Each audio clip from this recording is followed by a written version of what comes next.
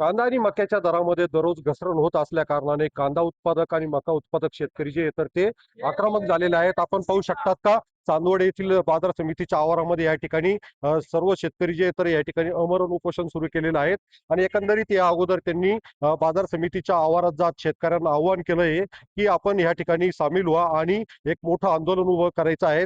तर त्या दृष्टिकोनातून या ठिकाणी मोठ्या प्रमाणात शेतकरी जे आहे तर ते या ठिकाणी आलेले आहेत. या ठिकाणी जर बघितलं तर जोरदार आता घोषणाबाजी करताय. एकूण जर यांच्या मागण्या बघितल्या तर 8 मागण्यांसाठी या ठिकाणी जे तर हे आंदोलन सुरू आहे. त्या ठिकाणी आपण शेतकऱ्यांशी बातचीत करणार आहोत. मला हे सांगा की तुम्ही या ठिकाणी कोणकोणत्या मागण्यांसाठी या ठिकाणी आंदोलन करतायत, काय तुमची पुढची मागणी असणारी भूमिका असणार?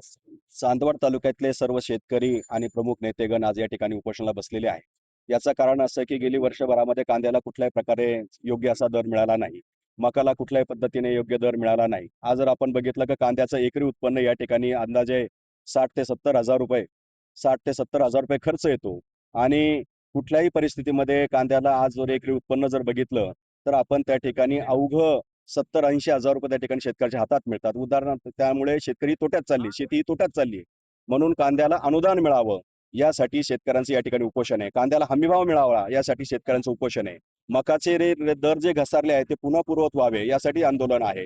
आणि मकाची जी शासकीय खरेदी आहे जे 2400 रुपयाने ती अतिशय संथ गतीने चालू आहे. ती मोठ्या प्रमाणात या ठिकाणी वाढावी यासाठी आमरण उपोषण या चांदवड तालुक्यातल्या शेतकऱ्यांनी या ठिकाणी केलेलं आहे.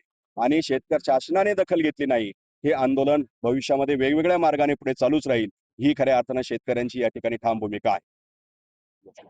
एकंदरीत पाहता या ठिकाणी मला हे सांगा की तुम्ही शेतकऱ्यांना आव्हान केलंय बाजार समितीच्या कांदा लिलावात जाऊन, तर शेतकऱ्यांनी काय प्रतिसाद दिलाय? शेतकऱ्यांचा प्रतिसाद अतिशय चांगला आहे आणि हे आंदोलन खऱ्या अर्थाने शेतकऱ्यांसाठीच चालू आहे. कारण आम्ही हाडाचे शेतकरी आहोत. आजपर्यंत वर्षभरात आम्ही जो कांदा विकला त्या कांद्यातून आम्हाला कुठल्याही खऱ्या अर्थानं उत्पादन मिळालं नाही आणि जे उत्पादन मिळालं ते अतिशय थोडक्या स्वरूपात आहे.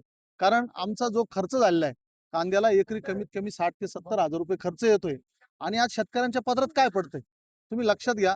जर आज शेतकऱ्याला जिथं 70-80 हजार रुपये एकरी खर्च करून जर 50 हजाराच्या आत पैसे जर शेतकऱ्याच्या खिशात पडताय तर याचा अर्थ शेतकरी 25 ते 30 हजार रुपये एकरा मागे तोट्यात जातोय. मग शेतकरी आत्महत्या करेल नाही तर काय करेल हो? यासाठी आता विधानसभेचे अधिवेशन सुरू झाले. सरकारनं लवकरात लवकर यात निर्णय घ्यावा. सरकारनं शेतकऱ्यांना हमीभाव द्यावा.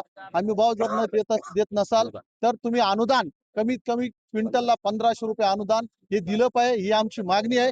जर सरकारनं आंदोलन आमची हमीभावाची किंवा अनुदानाची मागणी जर मान्य केली नाही तर हे आंदोलन असंच सुरू राहील. यानंतर याच्यापेक्षा उग्र आंदोलन आम्ही शेतकरी बांधव करण्यास तयार आहोत.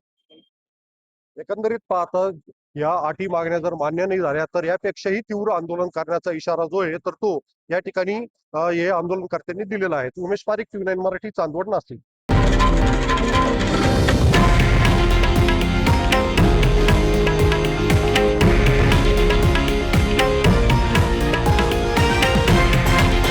हे आहे देशातील नंबर 1 न्यूज नेटवर्क आणि आपण पाहत आहात TV9 मराठी, एकमेव.